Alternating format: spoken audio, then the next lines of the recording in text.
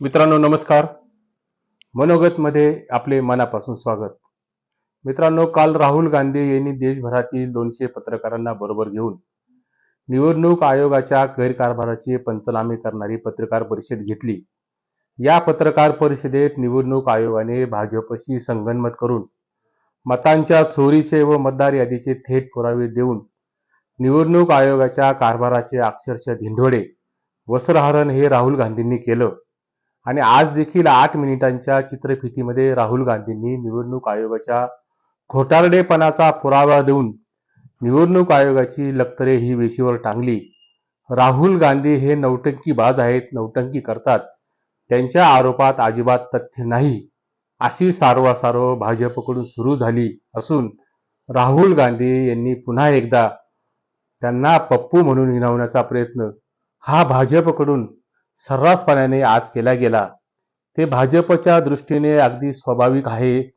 पण एक गोष्ट लक्षात घ्या, राहुल गांधींनी नुसती आरोपाची राळ उडवून राहुल गांधी हे शांत बसले नाही, तर मतांच्या होणाऱ्या चोरीचे थेट पुरावे व मतदार यादीतील गोंधळ दाखवून भाजपचं टेन्शन हे राहुल गांधींनी वाढवलं. हे टेन्शन जितकं भाजपचं राहुल गांधींनी वाढवलं, तितकंच ते मुख्यमंत्री देवेंद्र फडणवीस यांचं टेन्शन हे राहुल गांधींनी वाढवलं. राहुल गांधींनी निवडणूक आयोगाचे वाभाडे काढले, पण वेदना मात्र निवडणूक आयोगाला न होता त्या वेदना मात्र मुख्यमंत्री देवेंद्र फडणवीस यांना अधिक प्रमाणात या ठिकाणी झाल्याचं जाणवतंय.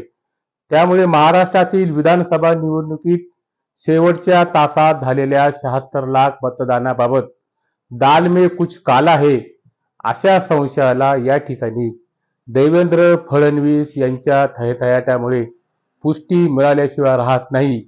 राहुल गांधींनी निवडणूक आयोगाचे वाभाडे काढल्यावर मतांची चोरी झाली नाही, तर राहुल यांच्या मेंदू चोरीला गेला, राहुल यांच्या मेंदूची चीप ही चोरीला गेली, असं आरोप हे देवेंद्र फडणवीसांनी केलं.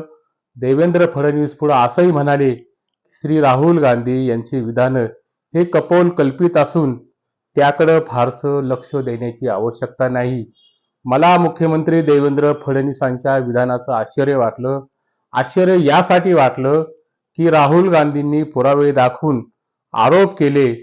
त्यांचे आरोप हे केवळ पुरावे खोटे जर असेल आणि ते जर मात्र खोटारडेपणाचं लक्षण असेल, तर देवेंद्र फडणवीस यांनी तर्कशुद्ध रीतीने राहुल गांधींचे असलेले युक्तिवाद हे खोडून काढता आले असते.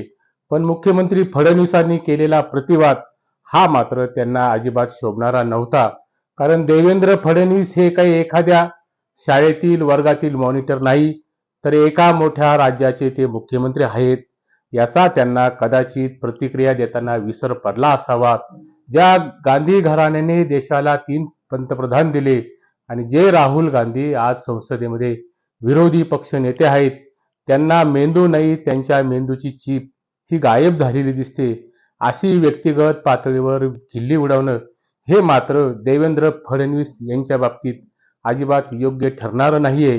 वास्तविक राहुल गांधींनी निवडणूक आयोगाला हे थेट प्रश्न विचारले होते आणि निवडणूक आयोग ही स्वायत्त संस्था असल्याने राहुल गांधींनी आयोगाच्या गैरकारभाराबद्दल काही प्रश्न उपस्थित केले, तर निवडणूक आयोगाला राहुल गांधींच्या प्रश्नाला उत्तर देणं हे क्रमप्राप्त देखील होतं. पण तसं न होता फडणवीस हे जणू काही निवडणूक आयोगाच्या जबाबदारीचा पार्ट टाइम जॉब सुरू केल्यासारखं हे या ठिकाणी वागताना दिसताय. उगाचच बेगाना शादी में अब्दुल्ला दिवाना याप्रमाणे फडणवीसांची निवडणूक आयोगाच्या बाबतीत घेतलेली उत्तर देण्याची भूमिका ही मात्र या ठिकाणी योग्य अजिबात नव्हती.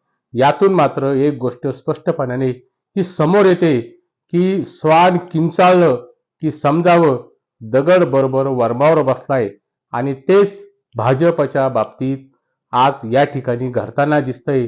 कारण राहुल गांधींनी ज्या पद्धतीने अगदी पुराव्यानिशी जे भारतासमोर मांडलं, त्याची मांडणी मात्र भारतवासियांना या ठिकाणी पूर्णपणे आज तरी भावलेली दिसते.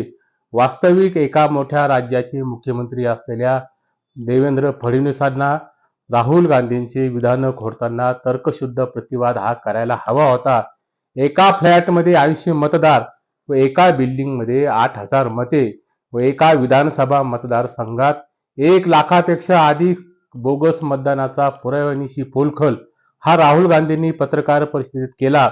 असं असताना त्यांचे मुद्दे हे कायद्याचे पदवीधर असलेल्या देवेंद्र फडणवीसांनी हे त्याच भाषेमध्ये म्हणजे कायद्याच्या भाषेमध्ये त्याचा युक्तिवाद करणं अपेक्षित असताना किंबहुना त्या भाषेमध्ये बोलणं हे अपेक्षित असताना मात्र फडणवीसांची घसरगुंडी ही या ठिकाणी झालेली दिसते. पण मुख्यमंत्री फडणवीस हे राहुल गांधीबद्दल बोलताना निश्चितपणाने पातळी सोडून बोलल्याचं या ठिकाणी जाणवतंय. फडणवीस हे फडणवीस म्हणून काही बोलले तरी एक वेळ चालू शकेल, पण मुख्यमंत्री देवेंद्र फडणवीस म्हणून जे काही राहुल गांधींबाबत ते बोलले ते मात्र त्यांच्या पदाला अजिबात शोभणारं नाहीये. हा व्हिडिओ मी बनवत असताना निवडणूक आयोगाच्या वेबसाईटवरून राजस्थान, बिहार, कर्नाटक या राज्याच्या मतदार याद्या गायब झाल्याचं या ठिकाणी सांगण्यात आलं. नक्की खरं काय आणि खोटं काय त्याची शहानिशाही करता येईल, पण मुद्दा या ठिकाणी असा निर्माण होतो, राहुल गांधींनी निवडणूक आयोगाची कथित बेईमानी ही अगदी पुराव्यानिशी समोर आणली. त्यामुळे भाजपने व मुख्यमंत्री फडणवीसांचा तीळपापड होणं अगदी स्वाभाविक आहे. त्या तीळपापड होण्यातून त्यांचा मात्र महाराष्ट्रामध्ये जो थैथयाट सुरू झालाय तो मात्र या ठिकाणी बघण्यासारखा आहे. कदाचित राहुल गांधींनी हे सर्व बेईमानीचे पुरावे सादर करून एक प्रकारे भारतीय मतदारांचा विशेषतः महाराष्ट्रातील मतदारांची जी चोरी करून फडणवीस हे देशातील पहिले मुख्यमंत्री झाले आहेत म्हणून आपलं गुपित हे उघडं पडण्याची भीती कदाचित देवेंद्र फडणवीसांना ही त्यातून वाटत असावी. वास्तविक ईव्हीएम मशीन व संपूर्ण निवडणूक यंत्रणा संशयास्पद असताना निवडणूक यंत्रणेवर प्रकाश आंबेडकरांनी यापूर्वी सातत्याने अनेकदा प्रश्नचिन्ह उपस्थित केले आहेत. निवडणूक आयोगाच्या संशयास्पद व अपारदर्शकतेच्या विरुद्ध न्यायालयात जाणारे प्रकाश आंबेडकर हे एकमेव राजकीय नेते या ठिकाणी आहेत हे देखील या ठिकाणी लक्षात घ्या. राहुल गांधींनी हे पुरावे फक्त पत्रकार परिषदेत सादर न करता ते न्यायालयात जावं, सुप्रीम कोर्टात जावं असं भारतीय जनता पक्षावाले आता मात्र म्हणतायत.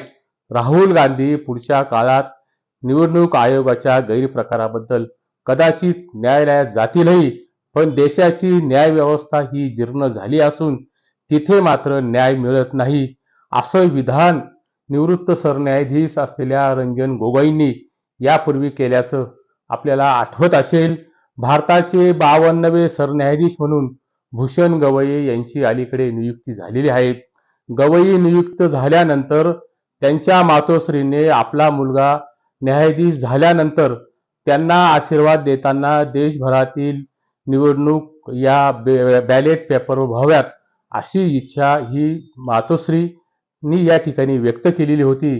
म्हणजेच निवडणूक आयोग व त्यांच्या कारभारावर प्रश्नचिन्ह सरन्यायाधीश गवईंच्या मातोश्रींनी या ठिकाणी व्यक्त केलेली होती. तीच शंका जी भूषण गवईंच्या मातोश्रींनी व्यक्त केली तीच शंका आज देशातील कोट्यावधी लोकांच्या मनामध्ये रुंजी घालत आहेत. रामायणात सीतेवर मुठभर लोकांनी संशय घेतला म्हणून सीतामय्याला ही अग्निपरीक्षा द्यावी लागली होती. इथे तर कोट्यावधी लोकांना निवडणूक आयोग व निवडणूक आयोगाच्या असलेल्या इलेक्ट्रॉनिक व्होटिंग मशीनवर खूप मोठी शंका ही निर्माण झालेली आहे. पृथ्वीवरून चंद्राच्या दिशेने सोडलेले चंद्रयान जर पृथ्वीवरून कंट्रोल होत असेल तर भारत देशातील सार्वत्रिक निवडणुकीत वापरले जाणारे मशीन म्हणजे इलेक्ट्रॉनिक व्होटिंग मशीन हे एखाद्या एसी रूम मध्ये बसून त्यावर कंट्रोल होत नसेल का? थोडक्यात काय तर राहुल गांधींनी उपस्थित केलेल्या पुराव्यांवर व प्रश्नावर जनतेने व समस्त विरोधी पक्षांनी निवडणूक आयोगाला प्रश्न विचारणे ही सुद्धा एक प्रकारची देशभक्ती आहे. आणि लोकशाही म्हणजे फक्त मतदानाचा दिवस नाही हे पण कुठेतरी ध्यानात घ्या. आज एवढेच. व्हिडिओ आवडला तर व्हिडिओला लाईक करा, चॅनलला सबस्क्राईब करायला विसरू नका. नमस्कार.